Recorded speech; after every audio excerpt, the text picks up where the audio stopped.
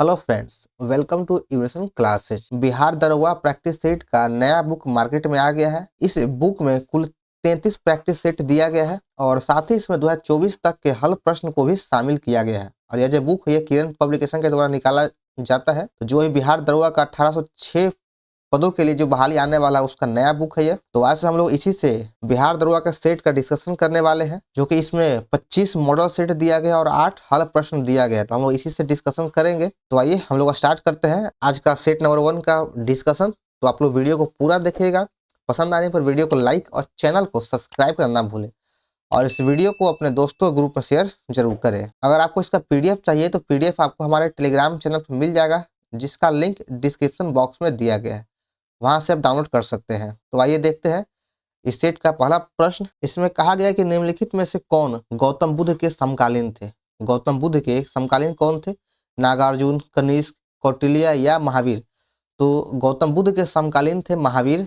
तो 1 का 4 सही है। यहाँ पर यह देख लीजिए कि महावीर का जन्म 540 ईसा पूर्व में और मृत्यु हुआ था 468 ईसा पूर्व में, और गौतम बुद्ध का जन्म 563 ईसा पूर्व में जन्म हुआ और 483 ईसा पूर्व में मृत्यु हुआ था।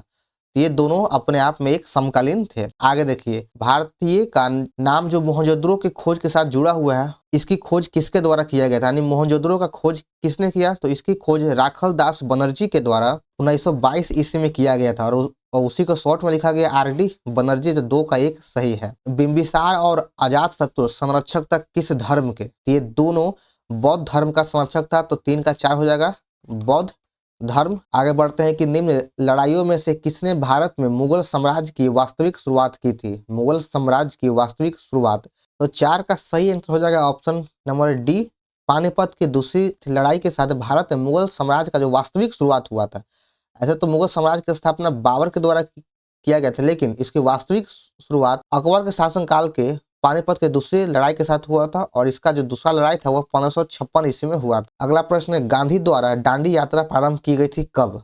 तो गांधी जी के द्वारा दांडी मार्च था, इसकी शुरुआत 12 मार्च 1930 को किया गया था। 5 का 3 सही है। आगे बढ़ते हैं, मोतीलाल नेहरू और चित्तरंजन दास किसके संस्थापक थे? ये दोनों स्वराज पार्टी की स्थापना के दोनों के द्वारा स्वराज पार्टी की स्थापना किया गया था 1923 ईस्वी में। 1923 ईस्वी में स्वराज पार्टी की स्थापना किया गया है। आगे देखिए, ब्रिटिश चालक ने 1770 ईस्वी में विद्यमान स्थानीय निवासियों के साथ बिना कोई बातचीत किए ऑस्ट्रेलिया के पूर्वी तट पर ब्रिटिश आधिपत्य का दावा किया था। तो कौन ब्रिटिश चालक था जिसने ऑस्ट्रेलिया के पूर्वी तट पर ब्रिटिश आधिपत्य का दावा किया?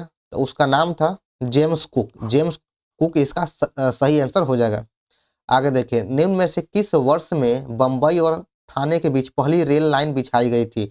बम्बई और थाने के बीच में पहली जो रेल लाइन थी वह 1853 ईस्वी में बिछाया गया था और इसकी लंबाई कुल 34 किलोमीटर था। 16 अप्रैल 1853 को इसकी स्थापना की गई। चलिए आगे बढ़ते हैं, देखते हैं 9 नंबर, भारतीय विदेशी नीति की रचयिता कौन है? तो इसके रचयिता हो जाएगा पंडित जवाहरलाल नेहरू। भारतीय विदेश नीति के रचयिता है पंडित जवाहरलाल नेहरू। भारत में सबसे धन्यवान या बहुमूल्य मंदिर कौन सा है? तो भारत का सबसे धन्यवान और बहुमूल्य मंदिर हो जाएगा तिरुवनंतपुरम का पद्मनाभ स्वामी मंदिर। 10 का 3 सही है। आगे देखिए, 11 नंबर, साम्यवादी विचार शैली के संस्थापक कौन है? साम्यवादी विचार शैली के संस्थापक हो जाएगा कार्ल मार्क्स। 11 का 1 सही है, कार्ल मार्क्स। नाजीवाद का एक राजकीय विचारधारा के रूप में उद्भव हुआ था किस देश में? तो नाजीवाद का जो उद्भव हुआ या फिर उत्पन्न हुआ यह जर्मनी में हुआ था। तो 12 का 2 सही है। आगे देखिए, अगला प्रश्न है कि मुख्यमंत्री की नियुक्ति की जाती है किसके द्वारा? मुख्यमंत्री की नियुक्ति राज्यपाल के द्वारा किया जाता है। 13 का 1 सही है। और अभी वर्तमान में बिहार के राज्यपाल चेंज हो चुके हैं। पहले राजेंद्र आलेकर थे, अब केरल के राज्यपाल ही हैं जो बिहार के राज्यपाल बन चुके हैं। डॉक्टर जाकिर हुसैन कौन थे? डॉक्टर जाकिर हुसैन एक भारत का प्रथम मुस्लिम राष्ट्रपति थे। तो 14 का 1 सही है। भारत के प्रथम मुस्लिम राष्ट्रपति डॉक्टर जाकिर हुसैन। लाल बहादुर शास्त्री, अब देखना कि इनके संबंध में कौन सा कथन है जो सही है। तो पंडित नेहरू के बाद भारत के दूसरे प्रधानमंत्री बने लाल बहादुर शास्त्री। तो बिल्कुल सही है, पहला सही हो जाएगा। आगे है कि भारत और पाकिस्तान के संबंध में टकराव खत्म करने के लिए उन्होंने ताशकंद समझौतों पर हस्ताक्षर किया था। तो यह भी सही है। और उनको शांति दूत यानी मैन ऑफ पीस के रूप में भी जाना जाता है। तो यह भी सही है। तो यानी 15 का तीनों ऑप्शन सही है, इसलिए सही हो जाएगा ऑप्शन नंबर डी, उपरोक्त में से सभी विकल्प सही है। आइए देखते हैं 16 नंबर, उपराष्ट्रपति पदेन अध्यक्ष होता है किसका? तो उपराष्ट्रपति राज्यसभा का सभा अध्यक्ष होता है या फिर पदेन अध्यक्ष होता है, तो 16 का एक सही है। निम्नलिखित में से भारत के किस राज्य का लोकसभा के संसद सदस्य के रूप में दूसरा सर्वाधिक प्रतिनिधित्व है? तो लोकसभा में जो दूसरा सबसे अधिक मेंबर जाता है वो किस राज्य से है? तो 17 का सही आंसर हो जाएगा ऑप्शन नंबर डी, महाराष्ट्र से। महाराष्ट्र में दूसरा लोकसभा सीट सबसे अधिक है। उत्तर प्रदेश में 80 है और महाराष्ट्र में 48 है, पश्चिम बंगाल में 42 है और बिहार में 40 लोकसभा सीट है। भारतीय संविधान की कौन सी अनुसूची भारतीय भाषाओं की मान्यता से संबंधित है? भारतीय भाषाओं का उल्लेख 8वीं अनुसूची में किया गया है। इसमें 22 भाषाओं को शामिल किया गया है और मूल रूप से पहले जो मूल संविधान था उसमें 14 भाषाएं थी, अभी 22 भाषाओं को शामिल किया गया है। आगे देखिए 19, स्वतंत्रता के पश्चात भारत के प्रथम गृह मंत्री कौन थे? स्वतंत्रता के बाद भारत के प्रथम गृह मंत्री थे सरदार वल्लभ भाई पटेल। 19 का एक हो जाएगा। आगे देखिए 20 नंबर, निम्नलिखित में से कौन वर्ष 1967 से 1969 ईस्वी की अवधि में भारत के राष्ट्रपति रहे? इन अवधि के बीच में भारत के राष्ट्रपति थे प्रथम मुस्लिम राष्ट्रपति डॉक्टर जाकिर हुसैन थे। ऑप्शन नंबर 2 हो जाएगा जाकिर हुसैन। भारत के संविधान में विनिर्दिष्ट लोकसभा सदस्यों की अधिकतम संख्या कितनी है? तो लोकसभा की अधिकतम संख्या है 552। 3 नंबर सही हो जाएगा। चलिए आगे है 22 नंबर कि निम्नलिखित में से किस राज्य अथवा केंद्र शासित प्रदेश में उपराज्यपाल की नियुक्ति भारत के राष्ट्रपति के द्वारा किया जाता है? उपराज्यपाल की नियुक्ति दिल्ली में होता है। दिल्ली में उपराज्यपाल होता है और उसका जो नियुक्ति होता है वह राष्ट्रपति के द्वारा किया जाता है। आगे है कि भारत का प्रथम मुख्य न्यायाधीश कौन थे? भारत के प्रथम मुख्य न्यायाधीश थे हीरालाल जे कानिया। 23 का 3 सही है। चलिए आगे है कि कौन सी भारत की आसूचना या गुप्तचर अभिकरण है? तो भारत की गुप्तचर विभाग कौन सा है? तो 24 का सही आंसर हो जाएगा option number 2, raw. Raw Bharat की गुप्तचर संस्था है। पृथ्वी के वायुमंडल में स्थिर ओजोन स्तर निम्न में से किसको नियंत्रित करता है? ओजोन जो लेयर होता है यह सूर्य के प्रकाश से आने वाले पराबैंगनी विकिरण को नियंत्रित करता है, इसलिए 25 का 4 सही है। चलिए आगे 26 नंबर, पारिस्थितिकी किससे संबंधित है? ये जो पारिस्थितिकी है इसका संबंध हो जाएगा जीव और पर्यावरण के मध्य संबंध से। जीव और पर्यावरण के मध्य संबंध से इसका संबंध है। चलिए आगे 27 नंबर, निम्नलिखित में से क्या पृथ्वी के घूर्णन का परिणाम है? पृथ्वी के घूर्णन का परिणाम कौन है? तो इसका परिणाम हो जाएगा कोरियोलिस बल। 27 का 2 नंबर हो जाएगा कोरियोलिस बल। चलिए 28 नंबर है, भारत में प्रवाल भित्ति कहाँ मिलती है? जो प्रवाल भित्तियां है वो भारत में रामेश्वरम में मिलता है। 28 का 3 सही है। अगर पूछे कि प्रवाल से निर्मित द्वीप कौन सा है, तो लक्षद्वीप जो है पूरी तरह से प्रवाल से निर्मित द्वीप है जो अरब सागर में स्थित है। जनगणना 2011 के अनुसार भारत के किस राज्य का अनुसूचित जनजाति जनसंख्या का प्रतिशत अनुपात सबसे अधिक है? तो ये सबसे अधिक कहाँ है? तो इसका सही आंसर हो जाएगा ऑप्शन नंबर डी, मिजोरम में अनुसूचित जनजाति जनसंख्या का परसेंटेज सबसे अधिक है। चलिए आगे 30 नंबर, भारत के साथ किस देश की अंतर्राष्ट्रीय सीमा नहीं है? भारत के साथ किस देश का नहीं है? तो देखिए श्रीलंका के साथ। श्रीलंका के साथ नहीं होगा क्योंकि श्रीलंका के साथ जो है जलीय सीमा लगता है और यह मुख्य रूप से आपको स्थलीय सीमा दिया है, क्योंकि भूटान, बांग्लादेश और म्यांमार के साथ स्थलीय सीमा लगता है, लेकिन श्रीलंका के साथ स्थलीय सीमा नहीं बल्कि सामुद्रिक सीमा है। तो इसलिए 30 का ऑप्शन ए ही होगा। कुछ क्वेश्चन में आपको दिमाग लगाना पड़ेगा, ठीक है। तिब्बत में ब्रह्मपुत्र नदी को किस नाम से जानते हैं? तो तिब्बत में ब्रह्मपुत्र को सांगपो के नाम से जाना जाता है। चलिए आगे 32, निम्नलिखित 4 राज्यों में से किसका भौगोलिक क्षेत्रफल सबसे अधिक है? जो ऑप्शन में दिया गया ये 4 राज्य, इन्हीं का तुलना करना है। तो 32 का सही हो जाएगा ऑप्शन नंबर ए, आंध्र प्रदेश का भौगोलिक क्षेत्रफल सबसे अधिक है। जनगणना 2011 के अनुसार भारत का कौन तीसरा सबसे अधिक साक्षर राज्य अथवा केंद्र शासित प्रदेश है? तो 33 का सही आंसर हो जाएगा ऑप्शन नंबर 3, मिजोरम में तीसरा सबसे अधिक साक्षर राज्य है मिजोरम। चलिए आगे है, वस्तु को सस्ते मूल्य में उपलब्ध कराना डंपिंग की परिभाषा क्या है? तो इसका जो परिभाषा है वो है कि देश की वस्तु की बाजार मूल्य से प्रदेश में उत्पादन खर्च से कम मूल्य में बिक्री करना, यही इसका सही आंसर है या फिर यही इसका परिभाषा भी है। भारतीय मुद्रा के 1 रुपए के नोट पर किसका हस्ताक्षर होता है? 1 रुपए के नोट पर भारत सरकार के वित्त मंत्रालय के सचिव का हस्ताक्षर होता है और इसके बाद जो भी नोट होता है उस पर आरबीआई के गवर्नर का हस्ताक्षर होता है। सिर्फ 1 रुपए के नोट पर वित्त मंत्रालय के सचिव का साइन रहता है। आगे देखिए 36, मुद्रा की क्रय शक्ति में गिरावट लाने वाले वस्तुओं एवं सेवाओं के मूल्य स्तर में निरंतर वृद्धि क्या कहलाती है? तो इसमें निरंतर वृद्धि मुद्रास्फीति कहलाता है। मुद्रास्फीति इसका सही आंसर है। देखिए 37 नंबर, निम्नलिखित में से कौन एक प्रसिद्ध अर्थशास्त्री थे? तो इसमें ऑप्शन नंबर 2 हो जाएगा एलन ग्रीनस्पान। यह एक प्रसिद्ध अर्थशास्त्री है। भारत सरकार के प्रथम पंचवर्षीय योजना के समय अवधि क्या थी? पहला पंचवर्षीय योजना का समय अवधि 1951 से लेकर 1956 ईस्वी तक था। 38 का 1 हो जाएगा। और इस समय भारत के प्रधानमंत्री पंडित जवाहरलाल नेहरू थे और यह हेरोल्ड डोमर मॉडल पे आधारित था। चलिए आगे है कि भारत सरकार की योजना आयोग के पदेन अध्यक्ष कौन है? योजना आयोग के पदेन अध्यक्ष भारत का प्रधानमंत्री होता था जो उस समय उस पद पे है। देखिए योजना आयोग को अब समाप्त कर दिया गया और इसकी जगह आगे है नीति आयोग। वैट का पूरा नाम क्या है? यानी वैट का फुल फॉर्म क्या हो जाएगा? तो इसका फुल फॉर्म होता है वैल्यू एडेड टैक्स। 40 का 3 हो जाएगा। चलिए आगे 41, निम्नलिखित में से कौन से बैंक ने अपना नाम बदलकर एक्सिस बैंक लिमिटेड रखा था? तो यूटीआई बैंक का नाम बदल करके अब एक्सिस बैंक लिमिटेड रख दिया गया और यह भारत का तीसरा सबसे बड़ा निजी क्षेत्र का बैंक है। आयकर विभाग के द्वारा जारी किया गया पैन कार्ड में पैन का मतलब क्या होता है? यानी पैन का फुल फॉर्म क्या होगा? तो इसका फुल फॉर्म होता है परमानेंट अकाउंट नंबर। 42 का 1 सही है। परमानेंट अकाउंट नंबर पैन का फुल फॉर्म है। डैश का अवलोकन है कि देश के हर व्यक्ति के लिए एक बैंक खाता होना चाहिए। यह किस योजना के तहत कहा गया था? तो यह प्रधानमंत्री जनधन योजना के तहत कहा गया है कि देश के हर व्यक्ति के पास एक बैंक खाता होना अनिवार्य है। वातावरण मुख्य रूप से किससे गर्म होता है? जो वायुमंडल है वह संवहन विधि के द्वारा गर्म होता है। 44 का 2 सही है। आगे देखिए 45 नंबर, पानी में डूबी हुई छड़ी किस अद्भुत घटना के कारण मुड़ी हुई प्रतीत होता है? ये छड़ी होता है वह प्रकाश के अपवर्तन के कारण टेढ़ा दिखाई देता है या फिर मुड़ा हुआ प्रतीत होता है। 45 का 3 सही है। या फिर अगर कोई किसी बाल्टी में अगर आप सिक्का को डाल देंगे या मछली हो तो वह अपने जमीन से तले से थोड़ा ऊपर उठा हुआ प्रतीत होता है। वह सिर्फ प्रकाश के अपवर्तन की वजह से ही। पानी के अंदर की वस्तुओं जैसे पनडुब्बी की उपस्थिति का पता लगाने के लिए किस किस उपकरण का उपयोग किया जाता है? तो इसमें सोनार का उपयोग किया जाता है। सोनार का उपयोग किया जाता है। मानव आंख में किसी वस्तु का प्रतिबिंब कहाँ बनता है? तो मानव आंख में किसी वस्तु का जो प्रतिबिंब होता है वह रेटिना पर बनता है। प्रतिबिंब रेटिना पर बनता है। वह उपकरण जो यांत्रिक ऊर्जा को विद्युत ऊर्जा में परिवर्तित करता है वह कौन सा यंत्र है या क्या कहलाता है? तो यांत्रिक ऊर्जा को विद्युत ऊर्जा में चेंज करने वाला यंत्र का नाम हो जाएगा जनरेटर। जनरेटर यांत्रिक ऊर्जा को विद्युत ऊर्जा में परिवर्तित कर देता है। जब एक व्यक्ति तेज प्रकाश से अंधेरे कमरे में प्रवेश करता है तब कुछ क्षणों के लिए उसे कुछ दिखाई नहीं देता है। आहिस्ता आहिस्ता उसे दिखाई देने लगता है। यह किस लिए या किस वजह से होता है? तो इसमें यह होता है कि परितारिका सिकुड़ जाती है। जब आप अंधेरे से किसी लाइट वाले में जाएंगे, लाइट वाले क्षेत्र में, तो आपका जो परितारिका होता है वह सिकुड़ जाता है। इस वजह से कुछ समय तक वह दिखाई नहीं पड़ता है। तो इसका 3 नंबर सही है।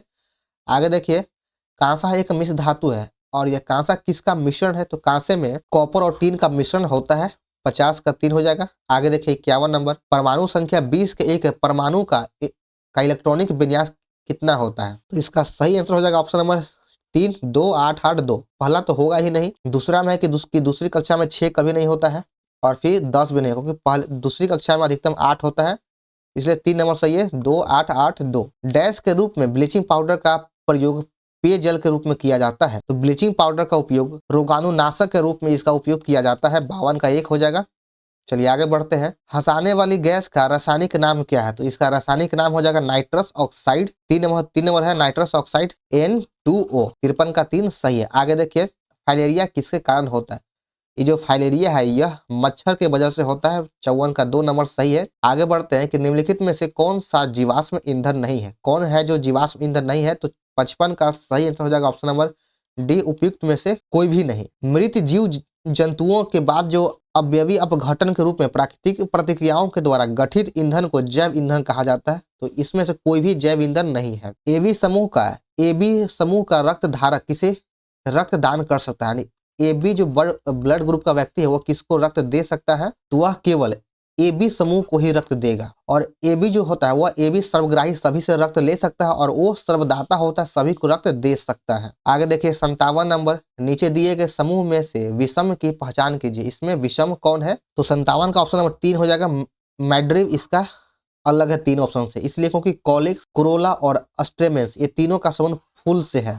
फूल के भाग से भागी इसका नहीं है। चलिए आगे कि परिवार नियोजन की सरल प्रक्रिया में से एक क्या है। तो इसमें सरल प्रक्रिया में से एक है कि वैसेक्टोमी। वैसेक्टोमी इसका सही आंसर है। इनमें से किसे तालाब में और कुओं में छोड़ने से मच्छरों पर काबू पाने में सहायता मिलता है। तो एक गुम्बुशिया मछली होता है जिसकी वजह से वह वहां पर मच्छर नहीं पनपता, वह सभी मच्छरों को खा जाता है।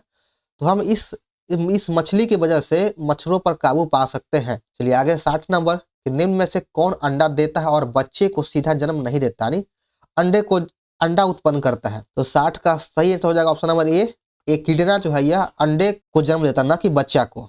आगे 61 में है कि 1/7.426 इक्वल टू 0.133344 है। तो इसका मान निकालना है। तो सिंपल सी हो जाएगा, इसका मान ऑप्शन नंबर 2 हो जाएगा कि 1344 इसका सही आंसर है। चलिए आगे 62 नंबर कि 35 लड़कियों के औसत अंक 80 है और 25 लड़कों के औसत अंक 68 है। तो लड़के और लड़कियों के सम्मिलित अंक बताइए। तो यहाँ पे कुछ नहीं करना है, बस कि 35 गुना 80 कर देना। 35 गुना 80 लड़कियों का निकल गया टोटल, फिर 25 गुना 68 लड़कों को यहाँ पर टोटल निकल गया, और बटा में कर देना है लड़का और लड़की को योग करके, यानी 60 हो जाएगा। तो जब इसको भाग दे दीजिएगा तो यहाँ पर आ जाएगा 2800 प्लस 1700 बटा में 60। तो सही आंसर हो जाएगा 75। 75 इसका दोनों का एवरेज औसत है। दीपिका ने अधिकतम 500 अंकों में से 285 अंक प्राप्त किया है। तो दीपिका का परसेंटेज क्या है। तो परसेंटेज निकलता है कि प्राप्त अंक बटा में टोटल गुना 100। तो 2 कट जाएगा, 5 से ये कट जाएगा। तो इसका सही आंसर हो जाएगा ऑप्शन नंबर 2, 57% है। चलिए आगे है कि जब एक टेलीविजन का मूल्य 30% बढ़ा दिया जाता है तो बेचे गए टेलीविजन की संख्या में 20% की कमी हो जाती है, तो लाभ पर क्या प्रभाव पड़ेगा। हम उसके मूल्य में 30% बढ़ा दिए हैं तो उसकी जो बिक्री में है वह 20% कम हो जाता है। तो लाभ परसेंटेज निकालना है। तो आप यहाँ से ए बी फार्मूला को भी लगा सकते हैं। 30 बढ़ गया, 20 कम गया, माइनस 30 गुना 20 बटा में 100। तो यहाँ पे बचेगा 10 माइनस 6 इक्वल टू 4% की आपको वृद्धि दर्शाता है। तो 64 का 3 हो जाएगा 4% की वृद्धि। प्रति वर्ष 9% पर एक निश्चित जमा पर ब्याज एक वर्ष में 405 रुपया है। प्रति वर्ष 10% पर उसी जमा राशि पर एक वर्ष में कितना अतिरिक्त ब्याज होगा। तो देखिए 9% पर हमारा ब्याज 405 है, तो 405 बटा 9 गुना 10 कर देंगे। जब 9% पर इतना है तो 10% पे कितना होगा। तो बस यहाँ से 10 से गुना कर देंगे, 9 से यहाँ काट देंगे, फिर 10 से गुना करने पे 450 रुपया आ जाएगा, यानी 65 का 2 सही है। एक तालाब को पूर्णतः भरने में 40 दिन लगता है। यदि प्रतिदिन जल का स्तर तालाब में दोगुना हो जाता है तो तालाब के 1/4 भाग को भरने में कितना समय लगेगा। तो इसको भरने में 38 दिन लगेगा। 1/4 भाग को भरने में 38 दिन लगेगा। चलिए आगे बढ़ते हैं कि सलील शब्द का सही अर्थ क्या होता है। सलील शब्द का सही अर्थ होता है पानी। 67 का एक सही है पानी। किस वाक्यांश के लिए दिया हुआ एक शब्द सही नहीं है। तो 68 का सही आंसर हो जाएगा ऑप्शन नंबर बी। जो बहुत बोलता है उसे मितभाषी नहीं बल्कि उसे वाचाल कहा जाता है। जो बहुत बोलता है उसे वाचाल कहते हैं, और जो कम बोलता है उसे मितभाषी कहते हैं। जिस स्त्री को कोई संतान ना हो उसे बांझ कहते हैं। सही है। क्रम के अनुसार यानी यथाक्रम हो जाएगा। जो स्मरण रखने योग्य हो अस्मरणीय कहते हैं। तो इसमें 2 नंबर गलत था। चलिए आगे 69, select the opposite option that expression that given sentence in passive voice. She has submitted all the required document on time. तो 69 का सही आंसर हो जाएगा ऑप्शन नंबर 4। यहाँ पर देखिए 4 सही है। चलिए आगे बढ़ते हैं। 70 का देखिए इसमें डायरेक्ट और इनडायरेक्ट पूछ रहा है, तो 70 का सही होगा ऑप्शन नंबर 4 ही। 4 सही है इसका। चलिए देखिए 71 नंबर है कि किस पालकालीन शासक ने जावा के शासक बालपुत्र देव के अनुरोध पे नालंदा में एक बिहार को अनुदान दिया था, यानी 5 कुछ गांवों को बिहार बनाने के लिए दान में दिया था। तो 71 का सही आंसर हो जाएगा ऑप्शन नंबर ए, देवपाल ने। मैथिली समाज का वर्तमान स्वरूप किस शासन के काल में परिपक्व रूप से धारण किया गया। तो 72 का सही आंसर हो जाएगा option number A, Hari Singh Dev इसका सही उत्तर है। बिहार से संबंधित निम्नलिखित घटनाओं में कौन सी घटना सबसे पहले घटित हुई थी। तो 73 का देखिए कि बिहार को बंगाल से पृथक कर एक नए प्रांत का गठन किया गया। तो यह 1912 ईस्वी में बिहार को एक अलग नया प्रांत का गठन किया गया था। तो 73 का यही सही होगा। बाकी और भी ऑप्शन को देख लेते हैं। पटना उच्च न्यायालय की स्थापना, तो इसकी स्थापना 1916 ईस्वी में किया गया था। कांग्रेस का 27वां अधिवेशन 1912 में हुआ था। यह बिहार राज्य की स्थापना के बाद हुआ, तो इसको ध्यान रखिएगा। चलिए आगे कि बिहार में किसानों को संगठित करने के उद्देश्य से 1922-23 में गठित किसान सभा में कौन शामिल थे? तो उस किसान सभा में श्री कृष्ण सिंह और शाह मोहम्मद जुबैर, ये दोनों शामिल थे। श्री कृष्ण सिंह और शाह मोहम्मद जुबैर। निम्नलिखित में से किसे मानव कंप्यूटर माना जाता है? मानव कंप्यूटर के नाम से शंकुतला देवी को जाना जाता है। तो 75 का 4वां सही है, शंकुतला देवी को कहा जाता है। किस सॉफ्टवेयर में स्प्रेड शीट्स होता है? स्प्रेड शीट्स माइक्रोसॉफ्ट एक्सेल में होता है। 76 का 4 हो जाएगा, माइक्रोसॉफ्ट एक्सेल। आगे देखिए 77 नंबर, कंप्यूटर की भाषा में बस का मतलब क्या होता है? तो बस का मतलब होता है डाटा चैनल। 77 का 3वां सही है, डाटा चैनल। भारत के पहले स्वदेश निर्मित विमान वाहक का नाम क्या है? तो पहले स्वदेश निर्मित विमान वाहक का नाम है INS विक्रांत। INS विक्रांत इसका सही उत्तर हो जाएगा। चलिए आगे बढ़ते हैं कि सूर्य का अध्ययन करने वाले भारत के पहले मिशन का नाम क्या है? तो सूर्य के अध्ययन करने वाले भारत के पहले मिशन का नाम है आदित्य L1। 79 का 1 सही है। निम्नलिखित में से किस विद्या शाखा में नोबेल पुरस्कार प्राप्त होता है? तो नोबेल पुरस्कार को भौतिक, रसायन, मतलब जीव विज्ञान, औषधि विज्ञान, साहित्य, शांति और अर्थशास्त्र, इन सभी के क्षेत्रों में दिया जाता है। इसलिए 80 का हो जाएगा 4 उपयुक्त में से सभी विद्या शाखा में। चलिए देखते हैं आगे 81 नंबर। और देखिए आप लोग वीडियो को लाइक नहीं करते हैं तो वीडियो को लाइक कर दीजिए और जल्दी से दबा के इसको शेयर कर दीजिए। चलिए आगे 81 नंबर कि भारत रत्न से सम्मानित व्यक्ति कौन नहीं है?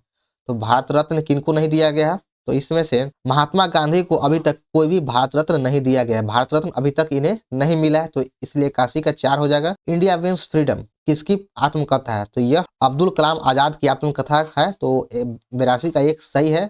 चलिए आगे बढ़ते हैं। गीत गोविंद के लेखक कौन है? तो गीत गोविंद के लेखक हो जाएगा जयदेव। इसका प्रश्न बहुत ही आसान है कि ओरिजिन ऑफ स्पीसीज किसके द्वारा लिखा गया है? तो यह ओरिजिन ऑफ स्पीसीज पुस्तक को चार्ल्स डार्विन के द्वारा लिखा गया है। 84 का 4 हो जाएगा। चलिए आगे 85 नंबर, विश्व पर्यावरण दिवस कब मनाया जाता है? तो विश्व पर्यावरण दिवस प्रतिवर्ष 5 जून को मनाया जाता है। 5 जून को प्रतिवर्ष विश्व पर्यावरण दिवस मनाते हैं। अंतर्राष्ट्रीय मजदूर दिवस किस दिन मनाया जाता है? तो अंतर्राष्ट्रीय मजदूर दिवस प्रतिवर्ष 1 मई को मनाया जाता है। प्रथम अंतर्राष्ट्रीय पृथ्वी शिखर सम्मेलन का आयोजन कहाँ किया गया था? तो प्रथम पृथ्वी शिखर सम्मेलन का आयोजन रियो डी जेनेरियो ब्राजील में इसका आयोजन किया गया था। 87 का 1 हो जाएगा। आगे 88 नंबर, सार्क का अस्थायी सचिवालय कहाँ है? तो सार्क का अस्थायी सचिवालय हो जाएगा काठमांडू, या इसका मुख्यालय पूछ रहा है कि मुख्यालय कहाँ है? तो काठमांडू में इसका मुख्यालय है। संयुक्त राष्ट्र संगठन की स्थापना कब की गई? इसकी स्थापना 24 अक्टूबर 1945 में किया गया था। 24 अक्टूबर 1945 में संयुक्त राष्ट्र संगठन का स्थापना किया गया। वोनामेकर ट्रॉफी निम्नलिखित में से किस खेल से संबंधित है? वोनामेकर ट्रॉफी का संबंध गोल्फ से हो जाए, इसका संबंध गोल्फ से है। तो 90 का 3 नंबर सही हो जाए गोल्फ। चलिए आगे देखते हैं 91 नंबर, पैटो निम्नलिखित में किस देश का राष्ट्रीय खेल है? तो पैटो जो है यह अर्जेंटीना का राष्ट्रीय खेल है। 91 का 2 नंबर हो जाएगा अर्जेंटीना। क्लेरेट जग ट्रॉफी किस खेल से संबंधित है? तो इसका संबंध हो जाएगा शतरंज से। शतरंज से इसका संबंध है। स्टैच्यू ऑफ लिबर्टी अमेरिकी लोगों को किस देश के द्वारा भेंट किया गया था? स्टैच्यू ऑफ लिबर्टी को फ्रांस के द्वारा यह भेंट दिया गया था। 93 का 3 सही है। और 1 मिनट दोस्तों यहाँ पर 92 का देख लीजिएगा। 92 का 2 नहीं होगा, यहाँ पर गलत बोल दिया है। 92 का शतरंज नहीं है। क्लेट जग ट्रॉफी का संबंध, इस खेल का संबंध हो जाएगा गोल्फ से है। 92 का 4 होगा गोल्फ, इसका सही उत्तर है। इसको ठीक कर लीजिएगा। चलिए आगे है 94, शांतिवन किसकी समाधि स्थल है? शांतिवन पंडित जवाहरलाल नेहरू का समाधि स्थल है। 94 का 4 हो जाएगा। आगे है कि 1 जुलाई 2024 से 3 नए आपराधिक कानून लागू हो गया है। भारतीय न्याय संहिता ने किसका स्थापना किया था? तो 95 का सही उत्तर हो जाएगा ऑप्शन नंबर 1 ए, भारतीय दंड संहिता IPC 1860 इसका स्थान लिया है। हाल ही में यूरोपीय परिषद का अध्यक्ष किसे नियुक्त किया गया है? यूरोपीय परिषद का वर्तमान में एंटोनियो कोस्टा को नियुक्त किया गया है। एंटोनियो कोस्टा को यूरोपीय परिषद का अध्यक्ष नियुक्त किया गया है। सेबी ने बेसिक डीमैट खाते की सीमा वर्तमान 2 लाख रुपए से बढ़ाकर कितना लाख रुपए कर दिया है? तो इसको 2 लाख से बढ़ाकर 10 लाख रुपया कर दिया गया है। 2 लाख से बढ़ाकर इसको 10 लाख कर दिया गया है। चलिए आगे 98 नंबर, केंद्रीय प्रत्यक्ष कर बोर्ड CBDT के नए प्रमुख के रूप में किसे नियुक्त किया गया है?